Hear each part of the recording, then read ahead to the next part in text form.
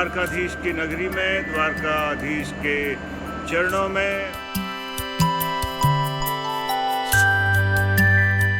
हमारी चार धाम यात्रा का अंतिम पड़ाव द्वारका। एक दिन के प्रवास में बहुत कुछ घटित होना है आज। द्वारकाधीश के दर्शन, बेट द्वारका, रुक्मणी मंदिर और नागेश्वर ज्योतिर्लिंग की यात्रा, शिवराजपुर बीच पर अनुभव एवं सुदामा सेतु पर कुछ और अनुभव। आइए चलते हैं अपने पहले पड़ाव श्री द्वारकाधीश के मंदिर। मंदिर के दो प्रवेश द्वार हैं। मुख्य प्रवेश द्वार बाजार की ओर है, यानी उत्तर दिशा की ओर खुलता है। इसे मोक्ष द्वार कहा जाता है। हम इसी गेट से एंटर हुए।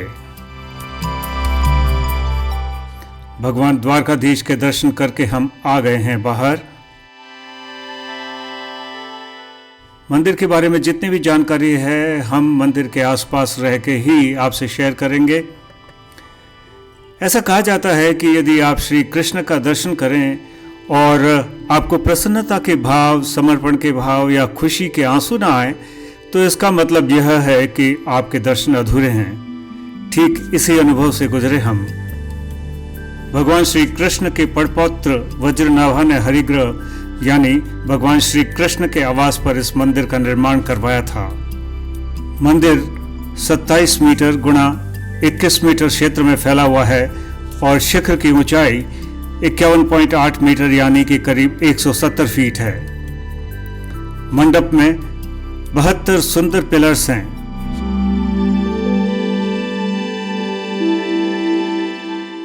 मंदिर के 5 तल हैं और प्रत्येक तल पर एक बालकनी है जिस पर किसी जानवर की प्रतिकृति एवं फूल उकेरे गए हैं।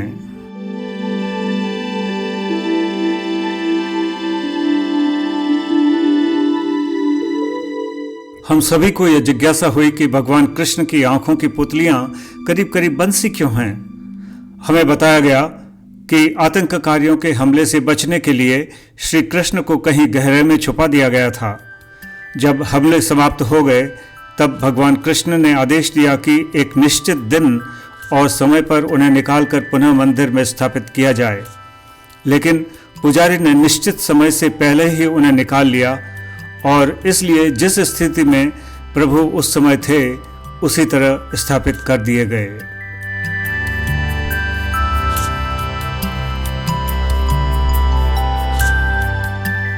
आर्कियोलॉजिकल ऑब्जर्वेशंस के अनुसार मंदिर करीब 2500 वर्ष पुराना है। वह 15वीं व 16वीं शताब्दी में मंदिर का विस्तार किया गया था। मंदिर का निर्माण चूना पत्थर से किया गया था जो अभी भी मंदिरों को देखने से स्पष्ट है। इसका आर्किटेक्चर सोलंकी स्टाइल का है।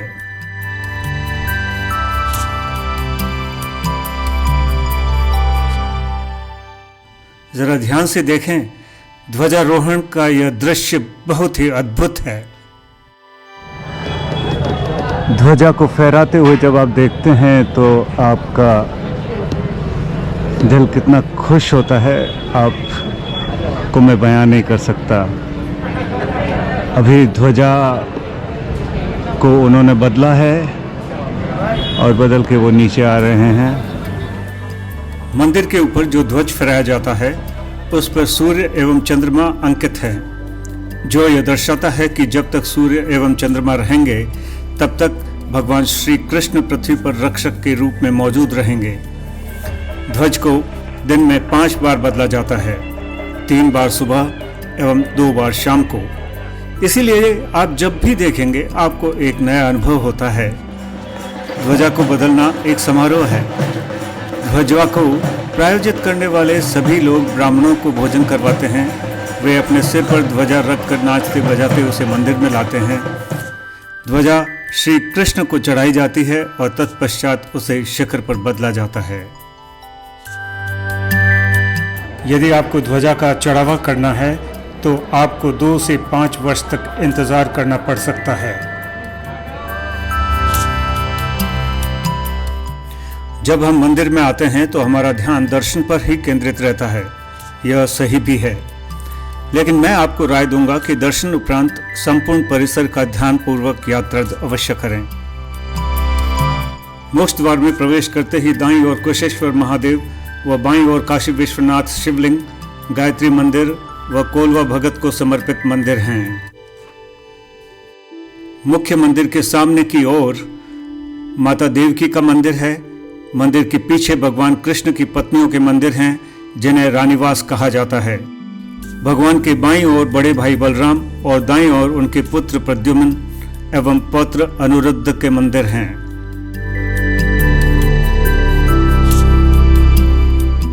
दर्शन के लिए हमेशा उचित समय चुनें। मेरा सुझाव यह रहेगा कि जब छोटे अंतराल होते हैं 20 मिनट के, तब यदि 10-15 लोगों की लाइन है तो आप उसमें खड़े हो जाएं, और जब दर्शन खुलेंगे तो आपको बहुत ही सुंदर दर्शन होंगे। प्रतिदिन हजारों की संख्या में स्थानीय एवं बाहरी श्रद्धालु भगवान श्री कृष्ण के दर्शनार्थ यहाँ पर आते हैं।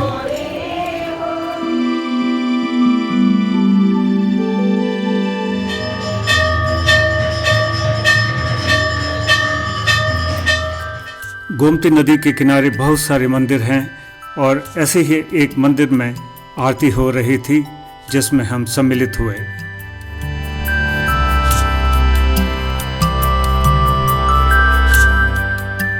जब हम गोमती से चलकर मंदिर की तरफ आते हैं तो सामने स्वर्ग द्वार नजर आता है, और मंदिर के दृश्य कुछ इस तरीके से दिखते हैं।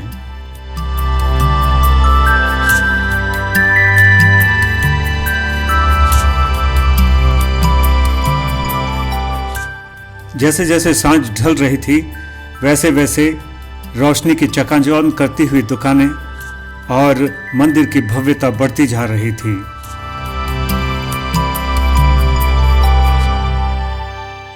हम उन 56 सीढ़ियों की ओर बढ़ रहे थे जो मंदिर के स्वर्ग द्वार की ओर जाती हैं।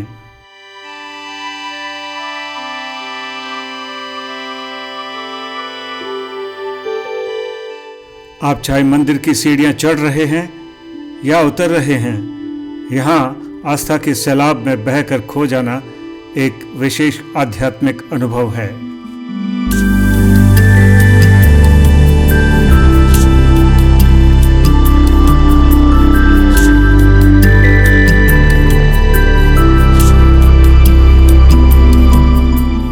मंदिर परिसर के चारों ओर बहुत सारी दुकानें हैं, जहां से आप लोकल हैंडीक्राफ्ट्स या फिर लोकल परिधान खास तौर से महिलाओं के लिए खरीद सकते हैं। आप यहां से द्वारका की यादों को समेटे हुए प्रतीक चिन्ह भी खरीद सकते हैं।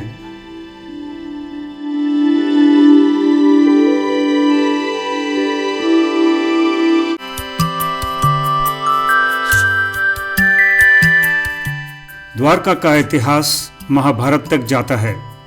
भगवान कृष्ण ने यादवों को जरासंध के अत्याचारों से बचाने के लिए द्वारका नगरी की स्थापना की थी। यह सप्तपुरी यानी कि 7 प्राचीन पवित्र नगरियों में से एक है।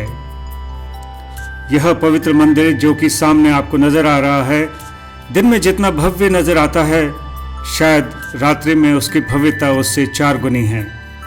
आप मंदिर के चारों ओर घूमें और इन पवित्र मंदिरों की संरचना का, उनकी सुंदरता का, उनके आध्यात्म का आनंद अवश्य लें।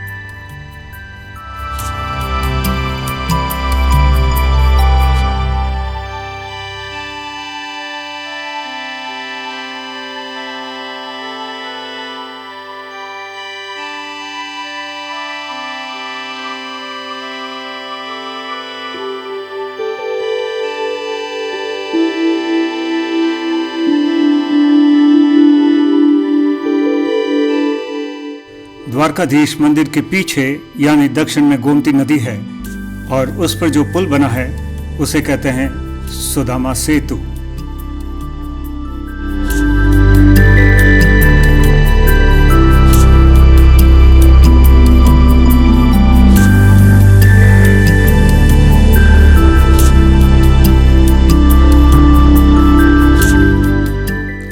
सुदामा सेतु मुख्य भूमि को एक छोटे द्वीप से जोड़ता है, जहां पर पांडवों से संबंधित 5 मीठे पानी के कुएं हैं। द्वीप पर पर्यटन को बढ़ावा देने के लिए कई तरह की गतिविधियां आयोजित की जाती हैं। आपके पास समय हो तो आपको वहां अवश्य जाना चाहिए। पुल को 2016 में खोला गया था। पुल से किसी भी एंगल से आप पिक्चर लें, दृश्य सुंदर ही सुंदर हैं। उत्तर की ओर मंदिर का शिखर, पश्चिम में ढलता सूरज और अरब सागर से गोमती का मिलन, पश्चिम में द्वीप और पूर्व में दूर से बहकर आती हुई गोमती, सब कुछ सुकून पहुंचाता है यहाँ पर।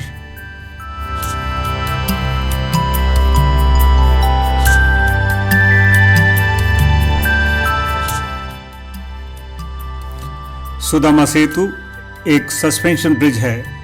इसकी लंबाई 166 मीटर व चौड़ाई 4.2 मीटर्स है। कृष्ण की नगरी में सुदामा सेतु पूरी दुनिया के दोस्तों को समर्पित है।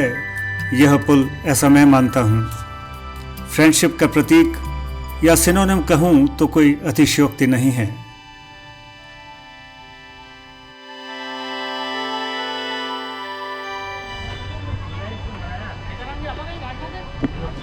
जैसे ही सुदामा सेतु से उतरकर आप बाईं ओर मुड़ते हैं, गोमती के घाटों की श्रृंखला की अंतिम कड़ी शुरू हो जाती है।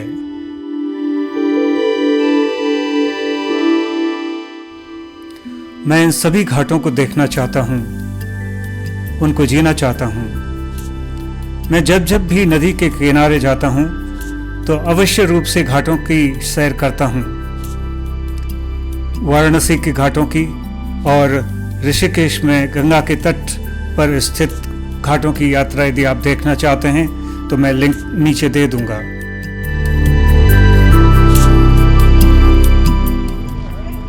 उन घाटों की तरह गोमती के घाट भी बहुत सुंदर हैं।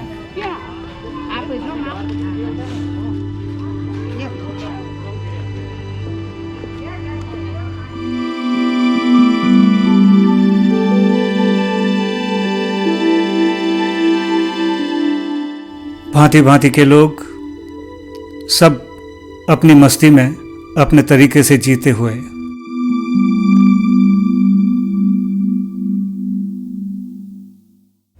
बाबा जी मेडिटेशन में।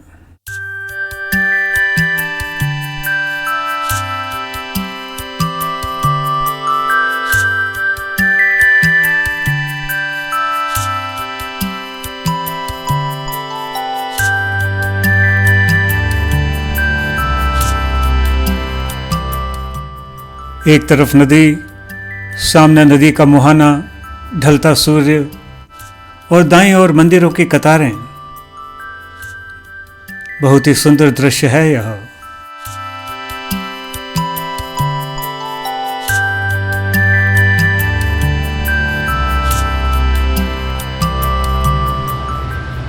गोमती नदी जहाँ पर द्वारका में समुद्र में मिलती है, वह यह जगह है। और ठीक इसके किनारे एक मंदिर बना हुआ है कृष्ण जी का, बहुत ही भव्य और सुंदर लगता है। ये पूरा क्षेत्र यहाँ से लेके और जो सुदामा सेतु है वहाँ तक जो घाट्स बने हुए हैं, इधर मंदिर की तरफ घाट्स बने हुए हैं और दूसरी तरफ एक वॉकिंग ट्रैक और कुछ अम्यूज़मेंट पार्क टाइप है।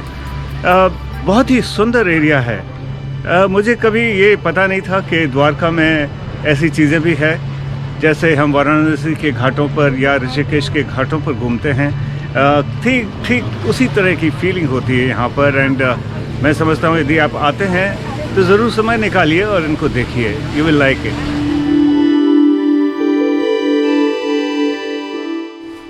साथियों, मैं डॉक्टर DS चौधरी हूँ और मेरा चैनल है डॉक DSC 70।